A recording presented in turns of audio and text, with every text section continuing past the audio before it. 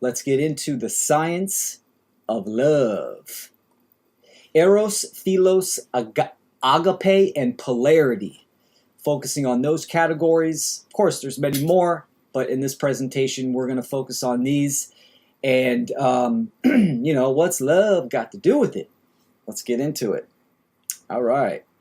So, of course, introductions. So many of us find ourselves confused about what love really means.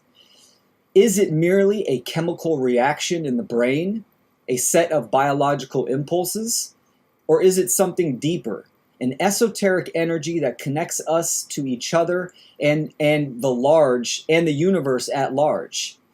This confusion arises because love is multifaceted. It encompasses a range of experiences and, in fact, shapes the very societal condition for humanity. Bold, underline, and italic, that last line. A range of experiences and, in fact, shapes the very societal condition for humanity. So we use this word all the time, every day. I love you, I love my food, I love my pets, I love this, I love that, etc. But what does that mean? What does that truly mean? What is this concept of love? And we're going to explore this, dive into it. And of course, I have a message that I always implement in these presentations. And there is a reason why the control structure, the social engineers want the majority of people ignorant and confused or misdirected on what love truly is.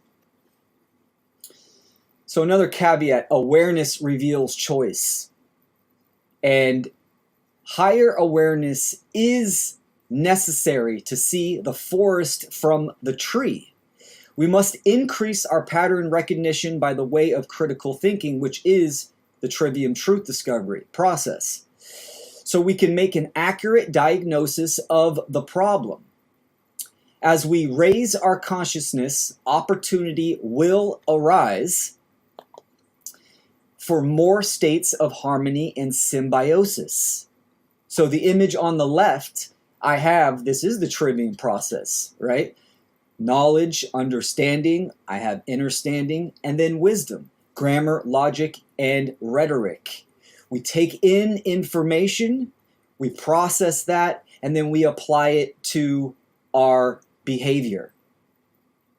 So this is a process of not only critical thinking, right? But it's also the process of how we create our shared reality, how we individually influence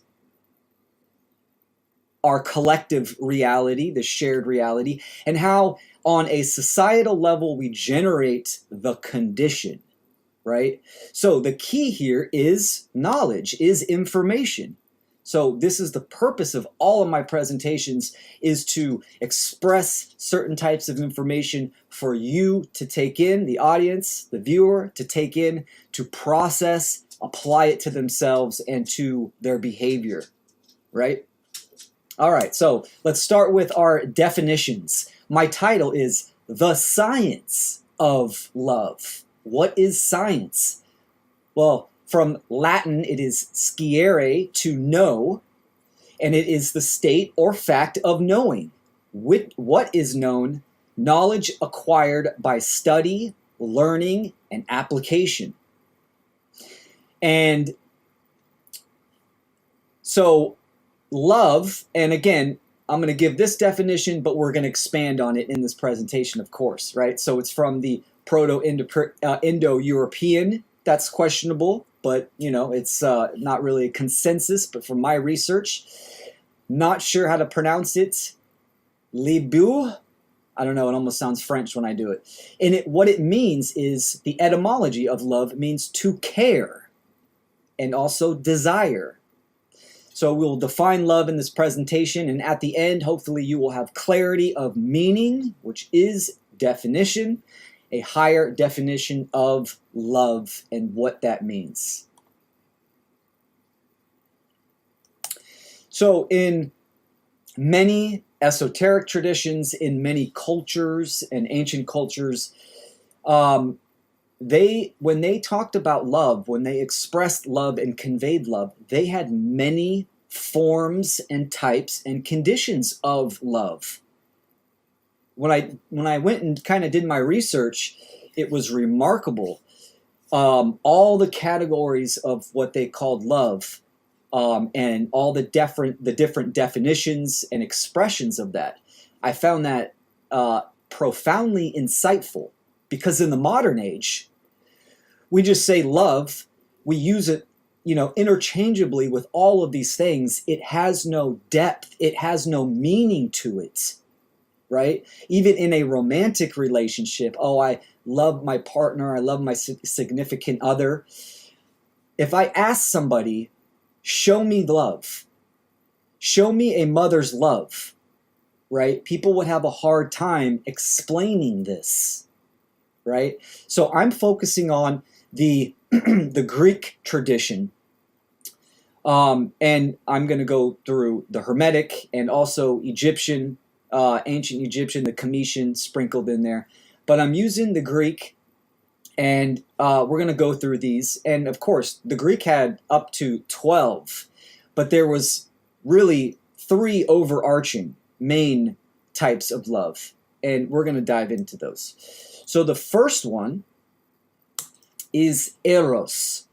So Eros is the Greek term for passionate, romantic love, often associated with sensual desire and longing.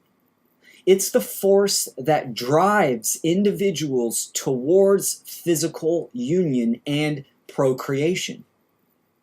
So it's what we know as romantic love, but it's more than that.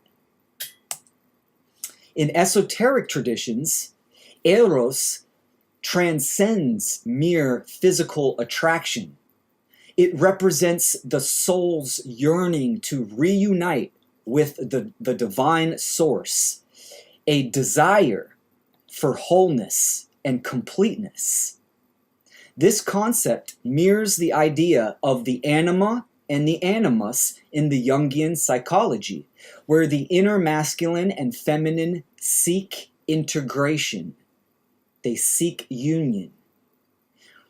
The anima and the animus, these are macro and micro attributes of forces. In psychology of the individual, we have the anima and the animus. These are just different words for masculine and feminine characteristics of energy, right?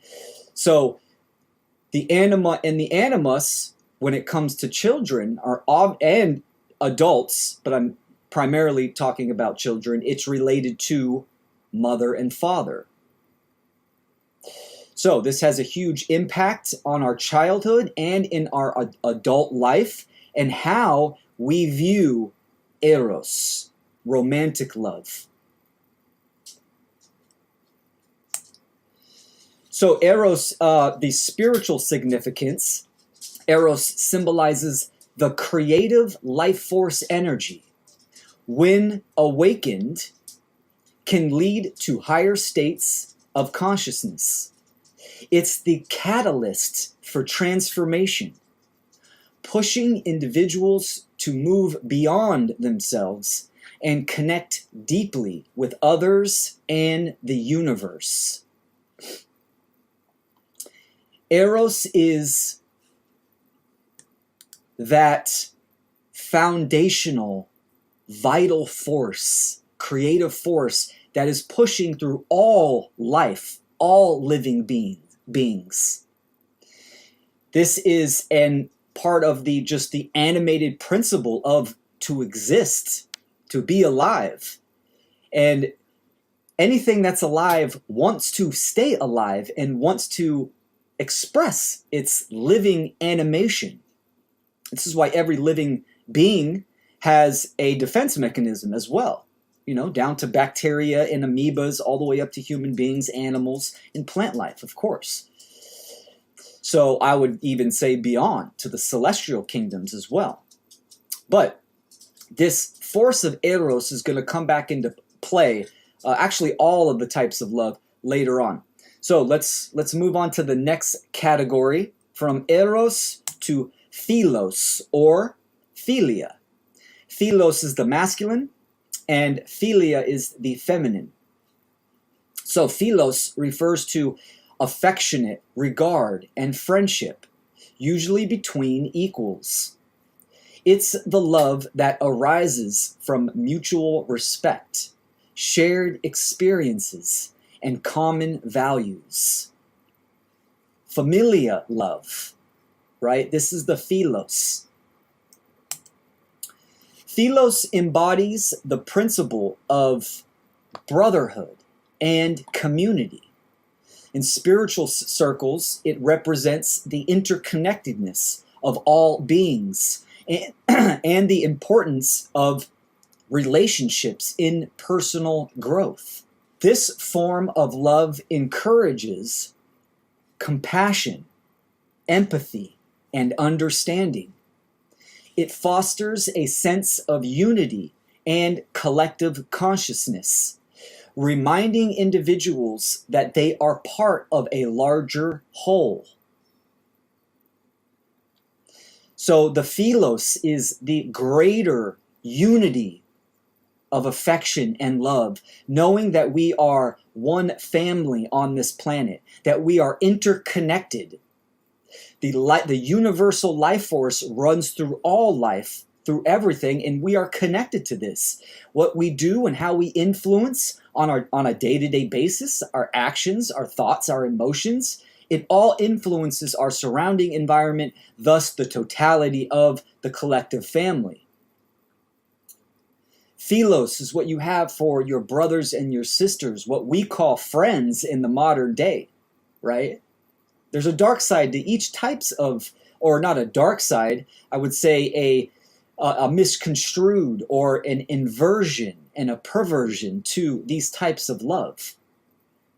When you think of Philos in the modern age, what characteristics or principles derive as the foundation of the connection? So I'm talking about the condition and quality of that Philos, that philia, or Eros, or, let's go to the next one, Agape. Some people pronounce it Agape. I pronounce it Agape. I think that's how it would actually be pronunciated in the Greek language. So Agape is the highest form of love. It's the love that is given without expectation of return, often associated with divine love or the love for humanity as a whole, what is called true love. Agape is seen as the purest form of love, the ultimate expression of the divine within us. It's the embodiment of spiritual enlightenment and the realization of oneness with all that exists. Agape means love that comes from a higher state of consciousness. Agape is love for all beings. The desire for all beings to be free from suffering, be free to express themselves. Agape is universal love. It is expressed as the love of truth, morality, and freedom themselves, right? To embody that agape love, that highest form of love, you are not only embodying Eros, Philos, right? You are embodying the principles of truth and morality and freedom as well. This is what I consider true love. It's all encompassing, it's all encapsulating, right? So, now the next category that I'm going to dive into is, it relates to all this and it's vital to understand. And this is also a natural law principle, the principle of polarity. Polarity is a vast category and topic, right? And it can go many directions. But when it comes to love itself, it is crucial to understand. And it also has a subcategory that is interconnected with this that must be understood as well. So what is polarity? Well, the Kybalion, which is a great beginner, a great primer to understand the Hermetic principles, the natural law principles, it obviously, it doesn't stop there. You can expand. There are other great works, and of course, observation and the animist mindset of observing nature and observing the laws of nature in effect within the external environment and internal ecology as well is the greatest teacher, right? But the Kybalion is fantastic. I highly recommend people dive into this. It states on polarity that everything is dual. Everything has poles. Everything has its pair of opposites.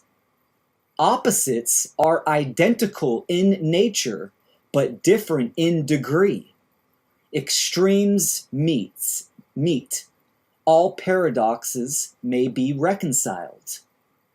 Right? It has another line in there as well saying all truths are but half-truths. There's occult language that is encoded in there. What that is talking about is subjective truth, relative truth, perception, right? It clarifies that statement by saying that all paradoxes may be reconciled. All right?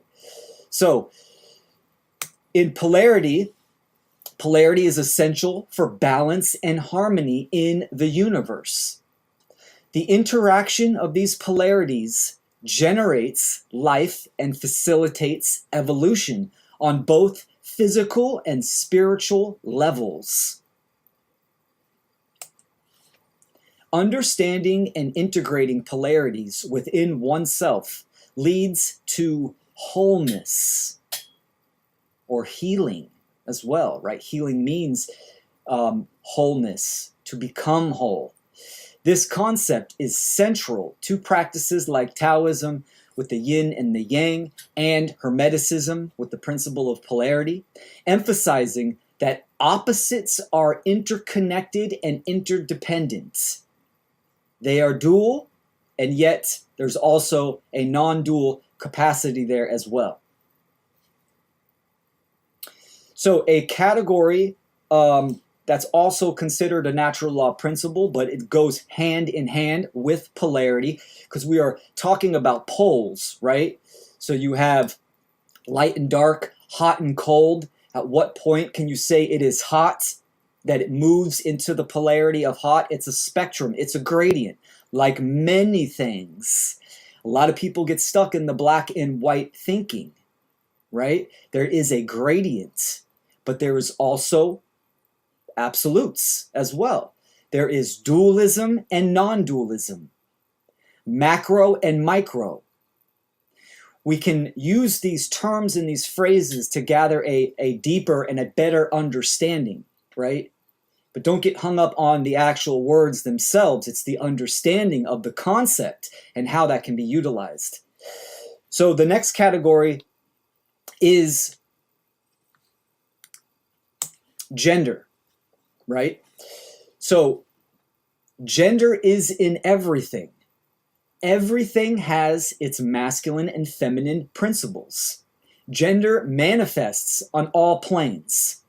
In the physical plane, it generates as male and female. We see this through many kingdoms as well, right? There is also the spiritual planes or the mental plane where the masculine and feminine characteristics and attributes of energy, of mind, apply as well. Mental gender is the state of coexistence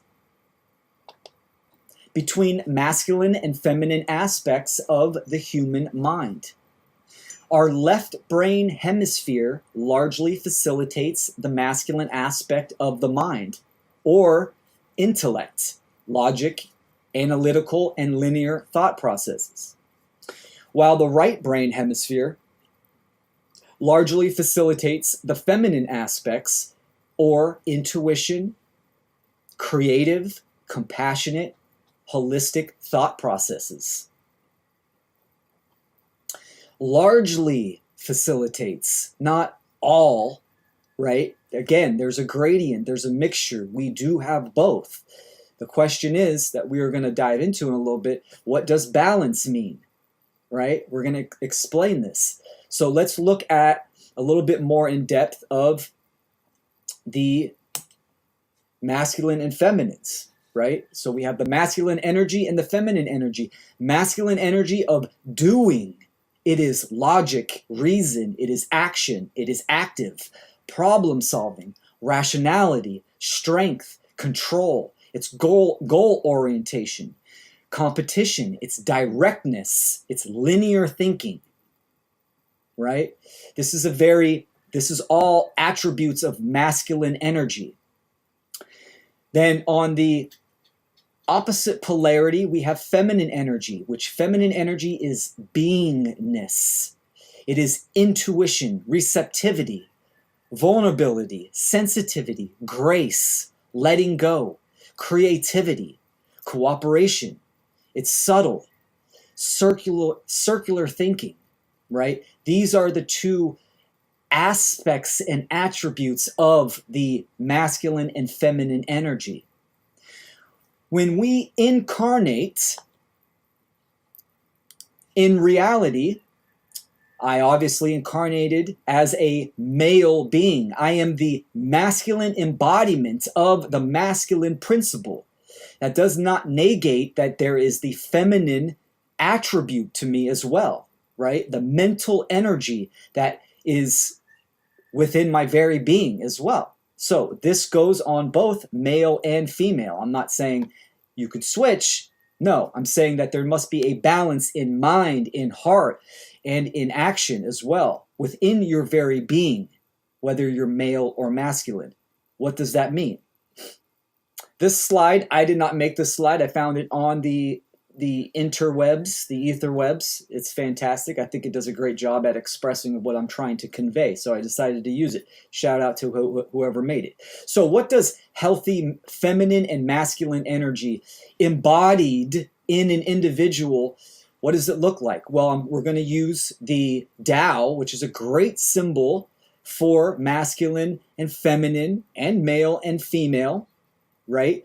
So we have the yin, which is feminine energy, moving on the bottom. If you look at the Tao as a circular motion, the symbol is in rotation. It is moving, and it is in balance right now, right?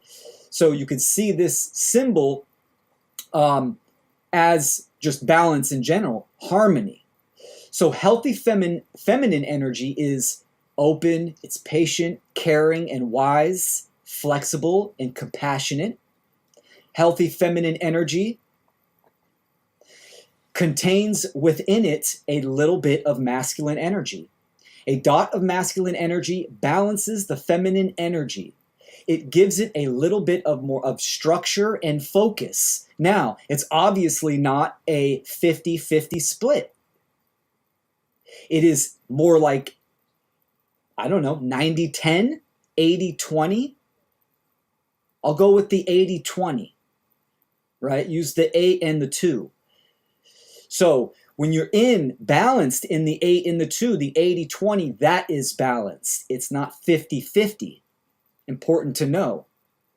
Masculine energy, healthy masculine energy, is focused, disciplined, active, has a purpose, has a vision. It contains within it a bit of feminine energy. A dot of feminine energy softens it and deepens it a bit and makes it a little more wiser, compassionate, creative. So why am I showing this is because I would say the majority of individuals are not in a healthy balance within their own self, in their polarity, right? What does unhealthy feminine and masculine energy look like? So feminine energy that is completely absent of masculine energy becomes stagnant, formless. It needs, obviously, the little dot to keep it moving, to keep it active. Without that dot, it can become lazy, unfocused, depressed, over-nurturing, mothering, right, and unmotivated. With the masculine, unhealthy masculine energy that is completely absent of the feminine energy can become destructive. It needs the little dot to give it heart and give it depth.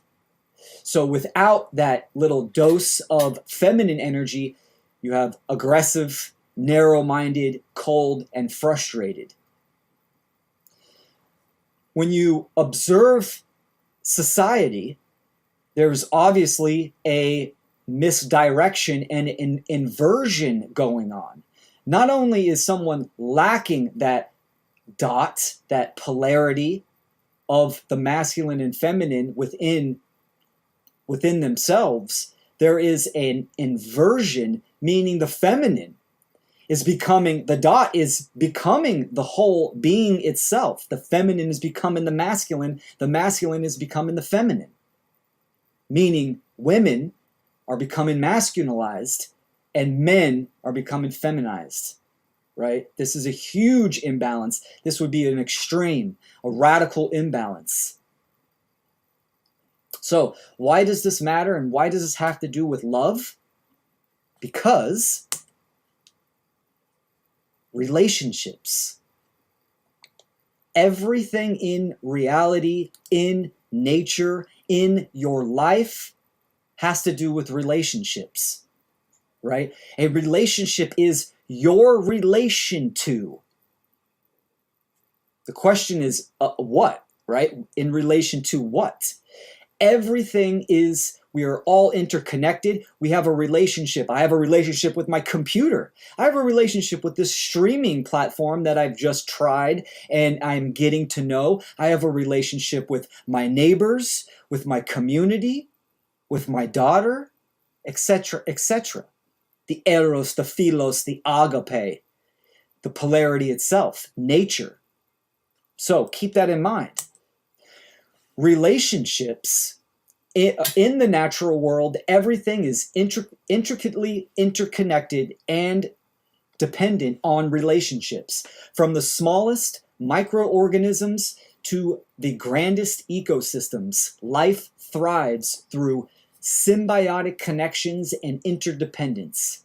Plants rely on sunlight, water, and soil nutrients for growth, while animals depend on plants for food and shelter. Even non-living elements, such as weather patterns and geological formations, influence and are influenced by living organisms. Recognizing the fundamental role of relationships in nature highlights the interconnected web of life, emphasizing the importance of cooperation, adaptation, and mutual respect for the flourishing of all beings. This is why understanding what love is, the type of loves, and understanding polarity and understanding your relationship to those is vital. Not only so you have an accurate perception of where you are at, but obviously where you want to be, where you are going, and what you need to do or be, right? So, to understand the self more and understand relationships before we kind of, state an actual problem, let's talk about consciousness itself. So the expressions of consciousness we have body and spirit, right? You can also masculine and feminine, thoughts, emotions, and action. Thoughts, masculine, active, emotions are receptive, the feminine, they come together, they create action. a male child, the active principle as well, right? So that's obviously the alchemical marriage, the sacred union. We have this. The expressions of consciousness are important because, well, first, the recognizable workings of natural law, which is the laws of creation, the governing dynamics of reality, in human life take place through 5 basic expressions. Each of these 5 expressions have a positive and negative aspect, giving us a total of 10 overall natural law expressions. So the natural law expressions, we're going to go through this chart, and we understand that we have the generative polarity. This is the starting point. This is the state that you are in, the 0 point. This is what we use to create. It is the energy. It is the love that we have within ourselves, the generating force, right? So from there, we have the initial expression, how it starts in mind. Then we have the internal expression, the emotions, what happens inside of us. And then we have the external expression, which is our behavior, our actions, what happens in society. And then from there, we have the generated result, what we call manifestation. So that's the result that we create. So in a positive, in the love polarity, in that agape, the love for truth, morality, and freedom, we are in that consciousness where it is unified, thoughts, emotions, and actions, right? From there, that is the starting point. Then we can generate what? We can generate the initial expression of knowledge. You are open-minded. You have that teachability where you are willing to learn. You are open to new information. You are open to take in knowledge. From there, and that acceptance of truth, from there you move into the internal expression, that emotion that we feel inside of having that knowledge, and that is sovereignty, because you are knowing yourself. You are understanding truth. From there, your behaviors will be in alignment with truth once you act on them, which creates freedom. The generated result, of course, is order, in harmony with natural law, in harmony with the rhythm of life, right? You're in a healthy relationship. The negative aspect, of course, is fear, is being unconscious. From that generative polarity of fear. If you are in fear, you are scared, you are in the refusal of information, which is ignorance, that initial expression. Of course, you're not going to have the means and the modes and that knowledge, that information to understand A, what's going on within yourself, B, what's going on in your environment, in the world. You're going to have a state of confusion, which of course your behavior is not going to be in alignment with natural law, with truth, with morality. You are going to seek control, external control, because you are not in control of yourself. You do not have that state of sovereignty, self-governance. And when you are seeking external control, that only leads to one thing: chaos, duress, coercion, and manifested evil, which evil is to live backwards, to live in opposition of natural law, of truth, of morality.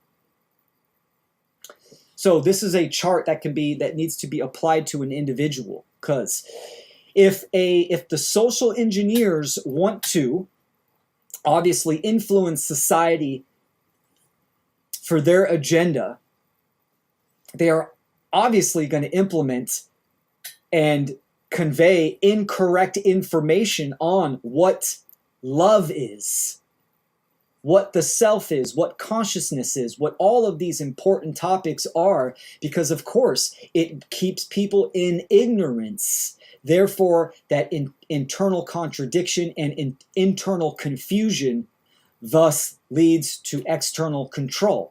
And when someone seeks external control, why do you think government is in power? So many people support government or support these institutions or support the secular religions. They're looking for that arbiter of truth to speak within them, to speak into them on what truth is, should be.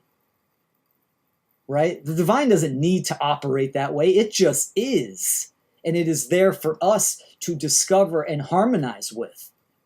Unity consciousness. When someone is in balance, a balanced polarity within themselves, not only in the, the mental gender polarity, also the aspects of consciousness, they all move together in harmony. Right? There's no such thing as being awake and aware and in unity consciousness, but physically imbalanced or imbalanced on the masculine and feminine side. It's all one unit. It operates as one thing. So unity consciousness is in balance with polarity. And that is, as I think, so I feel, and so I act, right? The love polarity, the 0 point of where it starts. Your mind, your thoughts instruct. Your emotions direct. Your behavior constructs, influences reality. So thoughts, the mind, are the cause for action. Emotion is a frequency compass that amplifies the initiation of action. A frequency compass, compassion, that amplifies the initiation of action, right? It directs. And of course, action is act ion to preform energy externally.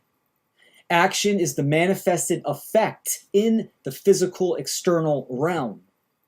So unity consciousness is balance of thoughts, emotions, and actions. When we look at society, if we observe the current human condition, where is the majority of people? You can't really say people are waking up, right? Because to be aware and aware of what is going on, you must have causal factors. And not only must you understand the causal factors of why we are in this condition, you must convey them. Right? To know and not do is to really not know. Because if you know and you are aware of what is truly going on and why it is going on, but you are not acting on that, you are not in balance. You are in a state of imbalance, right? It is up to you to understand where that imbalance derives from, the masculine or the feminine imbalance, which is hindering your thoughts, emotions, and actions. This is the process of self-discovery, the continuing process of self-discovery. So looking at society, we can ask ourselves, what is the majority of people's motivation? Are they in fear, which is the contradiction of, not contradiction, it's the contraction of consciousness, the closing up, the absence of love. It leads to cowardice and inaction. And of course, the force of involution, which is the breaking down, and stagnation. Is society getting better? Is it moving towards true freedom? Are the control structures breaking down and are individuals understanding their own sovereignty and empowerment and speaking out on that and coming together in true Philos, Agape? which is true love, the expansion of consciousness, the absence of fear. It leads to courage and right action. It is evolution and growth. Which one are we in? Fear, love? Obviously, the majority of society is still stuck in that fear-based. The majority. There are many people that recognize the signs and symbols of, that there are issues going on in the world, but they lack knowledge, right? Going back to that chart, they lack knowledge, which keeps them in a state of ignorance and internal confusion. So, everything is based on relationships. Ask yourself, what is your relationship to truth, yourself, morality, family, community, freedom, nature, solutions, right? You need to understand your 0 point on where you are at currently in your polarity, in your imbalances or your balances. And first of all, just because you are in balance doesn't mean that is like that. You can become imbalanced the next day. It is a process. It is an ongoing journey of remaining in a balanced state. And in this day and age, with physical attacks, emotional attacks, psychic attacks, chemical attacks, the warfare is strong. Like, we are in a war, so keep that in mind, right? There is no perfection in this reality. But still, the courage and the attempt to improve and better yourself remains on the table and is vital and is a must, right? So we need to ask ourselves these hard questions. Our relationship to these things, to principles, to solutions, where am I going to get involved, etc. My relationship to my kids, all of these important topics.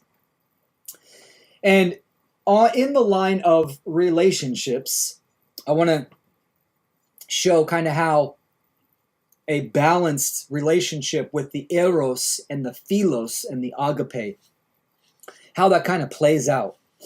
In the title card, you see that I used a triangle for the science of love, right? The love triangle. That's going to come into play, and I'm going to explain why, number one, the geometry of a triangle is the most stable shape, right?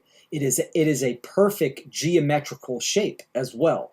So there's a lot to be said there with that shape, that frequency, its meaning, its symbolism as well.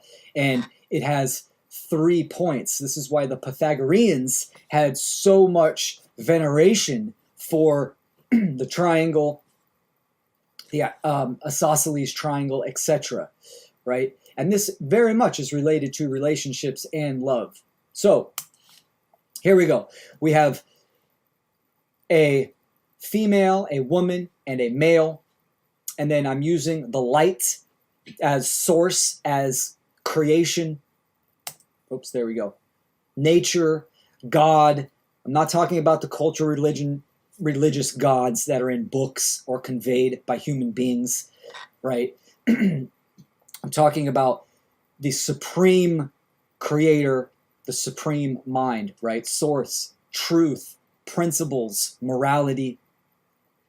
We have the individual bond. This is the individual that does the work within themselves, right? That relationship with self, with source, truth, principles, and morality has to be first. Before these two come together, it's regardless of its eros, romantic relationship, philos, brotherly or community, or even agape, right? It must be done first. The individual, that relationship with creation, nature, principles, morality, and truth must be done first within someone. Then of course, the Eros and the Philos come together to form the genuine relationship, right? There's the love triangle. Both have done that internal work and have developed the relationship with morality, with first principles, with nature, with truth, understanding what unity consciousness is. They do that on the individual level, then they come together. Now imagine this. Imagine, let's say the Eros, the romantic relationships. If a man and a woman, right, this is what conscious conception is. When a man and a woman understand first principles of morality, they understand their own sovereignty, and they understand rights and what freedom truly is. They have that deep connection within themselves. They are in balance. Then they come together to conceive the child. They have that divine union. What do you think that child, what's the impact of that on that child when two individuals that have that healthy, balanced relationship come together, right? Of course, it's going to be profound on the child, on the fractal of that divine love triangle that was created. That is evolution. That's how we raise consciousness. What do we have now? We do not have that relationship with the majority of people, right? In fact, the creator, God, nature, has been replaced with government, religions, scientism, other cults like atheism, money, right? All these other religions that are holding people back, materialism, solipsism, where someone would put the self up there as well, right? So that relationship, it is inverted. It's perverted, right? The perversion is going on. It's not in balance. Then, of course, two people come together and have a kid, and they progress, they propagate the confusion, the internal contradictions, etc., right? Our children are a fractalization of us, of our state. So that's important to know. A genuine relationship, right? When let me use this. When you go to like a freedom event where the majority of people there understand do no harm, take no shit, they understand what rights truly are, they understand that there is a governing dynamic, a divine intelligence in reality that interacts with us called natural law. When you understand, when you meet people that understand that, there is a bond that is formed almost immediately. We call it like-minded individuals, but what's the quality and condition of the like mind? We know that that individual understands and is developing this relationship with truth, morality, and first principles, right? It makes the connection strong. Same if when a man meets a woman or a woman meets a man that is imbalanced within the masculine and feminine, right? And within first principles. It has a profound effect. So not only do the social engineers know this, this is a prime directive of theirs to implement and invert and infiltrate the minds of many individuals. And this is why they invest so much money. Every category of society ultimately plays into this. This is the inversion of control. And why does it work so well? Because of epigenetics. Let's start here, right? So epigenetics, Greek, epi means beyond or to further than, and the Latin verb generare meaning to make or to create. So, epigenetics is an occulted branch of science that acknowledges consciousness as a factor to affect gene expression and cellular function, ultimately shaping the biological, emotional, and psychological development of human life and society. Gene expression can be activated or deactivated by thought, which can also be influenced from the environment. The social engineers know that by influencing humanity with false information and dialectics, they can indirectly manipulate the progression of human development. They can indirectly manipulate the progression of human development. And I would say directly as well through chemical means. Just look what's been going on the last 4 or 5 years. Why do you think the education to the youth is all about inversion? Masculine and feminine inversion. There's a reason why the chemical warfare within men and women is so profound, right? I mean, with men, testosterone's at an ultimate level.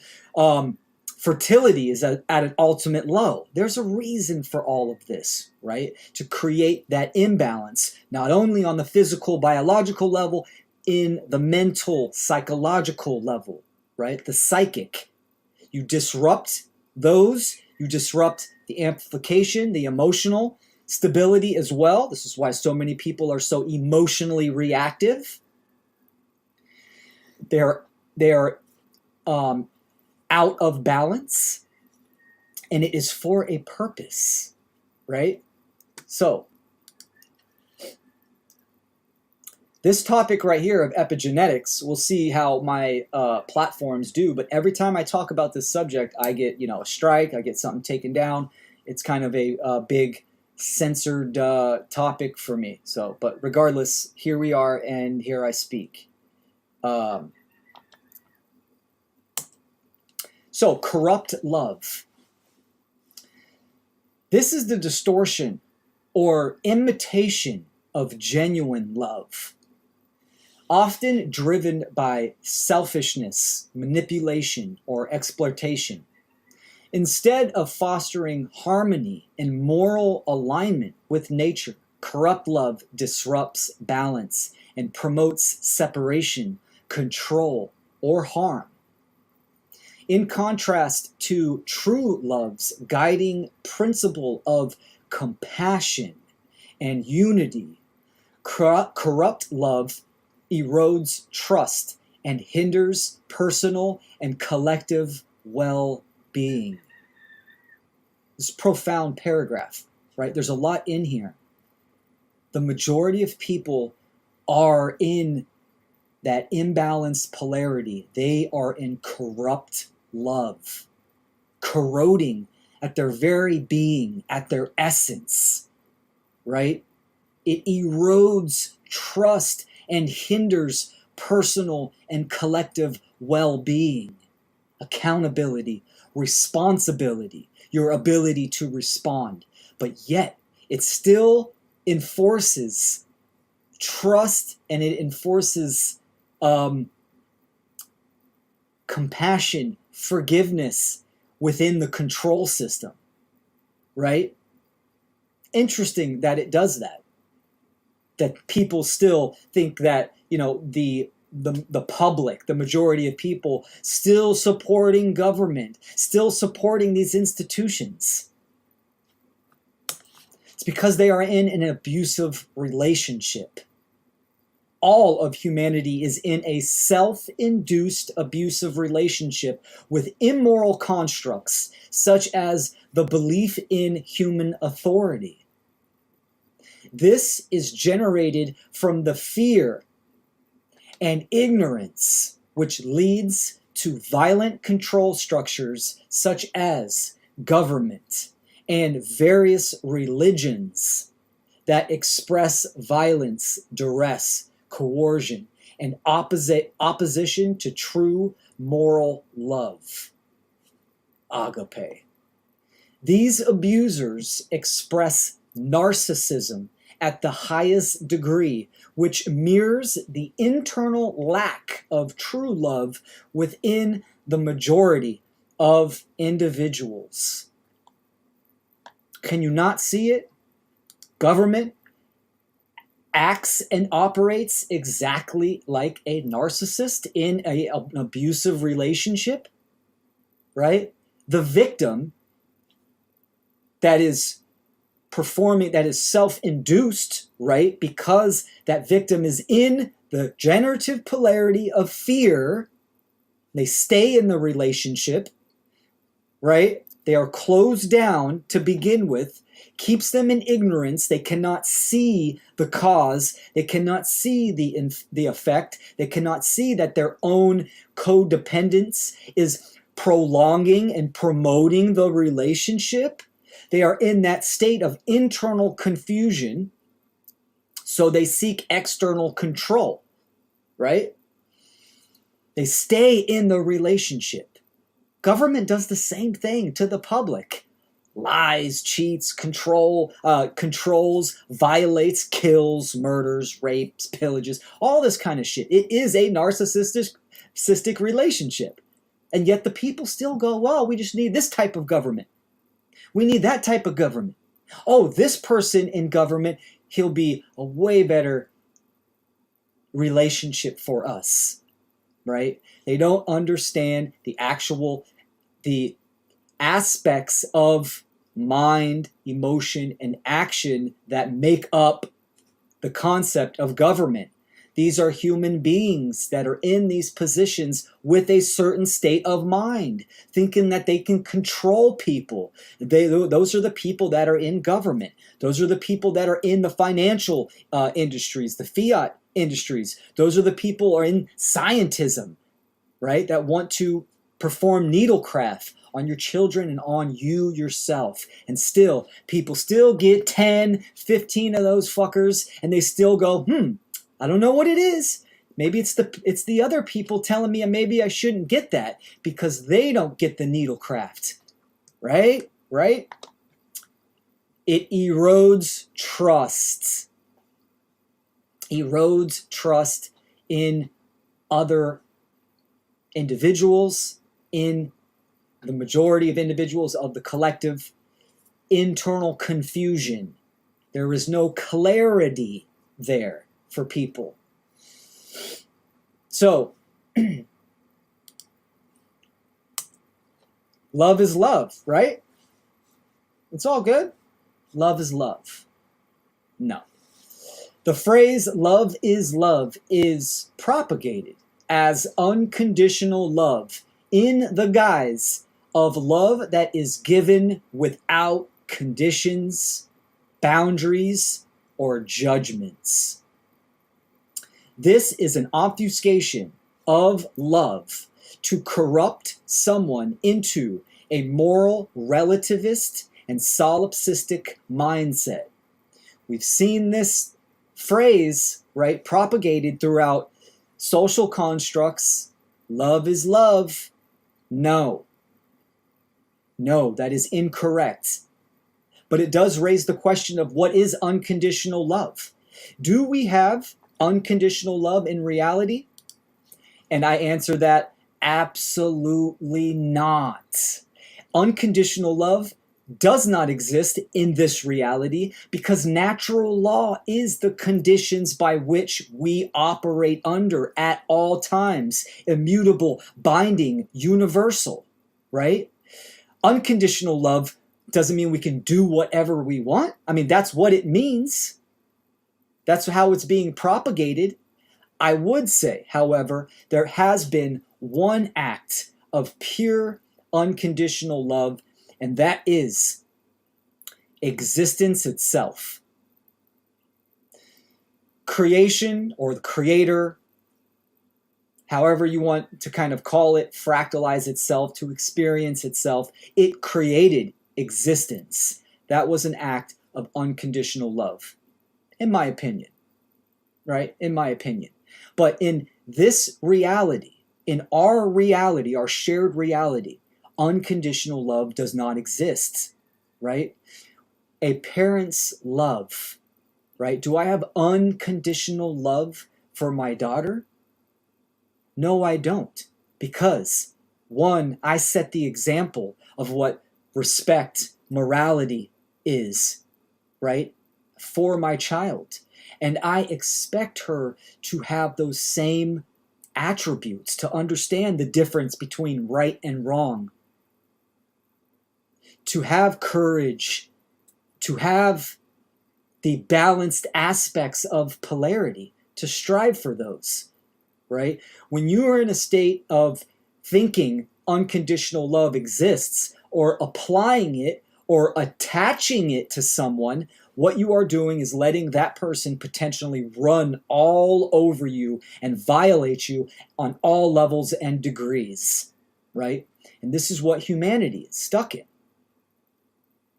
They are stuck in the state of believing love is love, believing unconditional love is all that matters. It's the solution. Tolerance, tolerance, tolerance.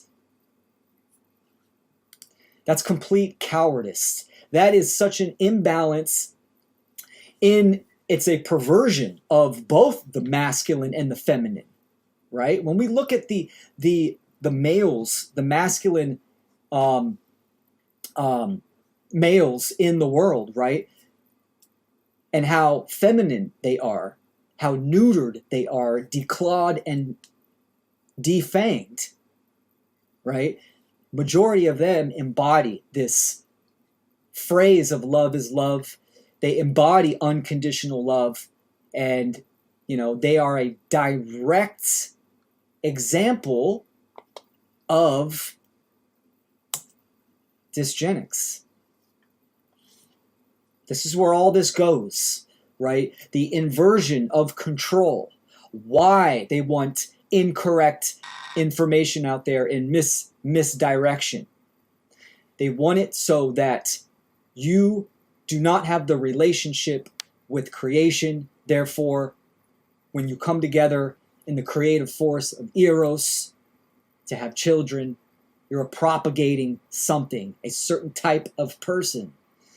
This is dysgenics. So if epigenetics can contribute to dysgenics, let me do full slide. Dysgenics influences by altering gene expression in response to environmental or psychological factors, including beliefs. These epigenetic changes passed down through generations can negatively affect traits such as health, cognition, or behavior if they diminish overall adaptability or well-being.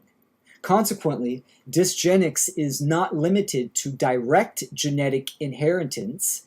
It also encompasses how external forces can switch on or off certain genes, potentially leading to detrimental effects over time. Does that sound familiar? What's going on in the world? 100%. Damaging the hardware. You damage the hardware, the body, the physical, the mind will not operate, right? And it will not be able to convey the signal of source of what is going on through the ethers, in environment, right? In our surroundings. You won't have that higher awareness that can reveal choice. You're being funneled. You're being constricted. You're being put in a box. And same as, the inverse. Incorrect information in the mind can also lead to an imbalance of physicality and emotions. So dysgenics is the pathway to, what people call transhumanism, right? 100%, 100%. So I want to get into, kind of winding it down, getting into the last category of what love really is, right? Let's break it down. The labor of love. Lost love. The lost principle. Many mystery traditions call this the lost principle. It is the dynamic of care. What we care about on a day-to-day basis acts as the driving force of our thoughts and actions. Therefore, care can be seen as the ultimate generator of the quality of our experience. This principle has been often been referred to as the generative principle. The word generative is derived from the Latin verb generare, which means to create. The generative principle, lost love. What we care about to put our will behind is ultimately what gets created in our world. The world is the way that it is because most people do not care enough, even if they say they want things to be different, to change it through their actions. If you can sum up from the aspects that we have talked about already, love itself is care. It is the generative principle. What are you putting your care to? That will be the quality of your relationship, whether it's to your kids, it's to truth, principles, morality, the fuckery that's going on in the world, right? And the solution that one can implement. It is care. The generating principle, the generating factor. So self-love, right? Self-love, you are the 0 point by which your internal ecology stands. By balancing polarity and aligning with the laws of nature, the conditions of your behaviors will be of true love and care. The agape, right? Embodying truth, moral principles, understanding what true freedom is, and then caring enough to act on that.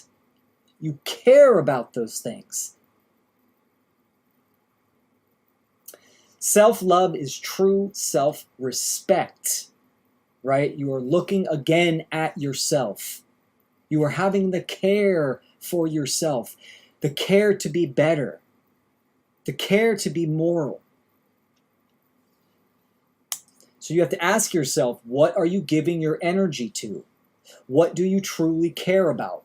If care is the generative principle, right, this is the life force, the energy that is the driving force behind actions. It's also the driving force behind life itself, that creative force, that Eros, that vital force that wants to expand.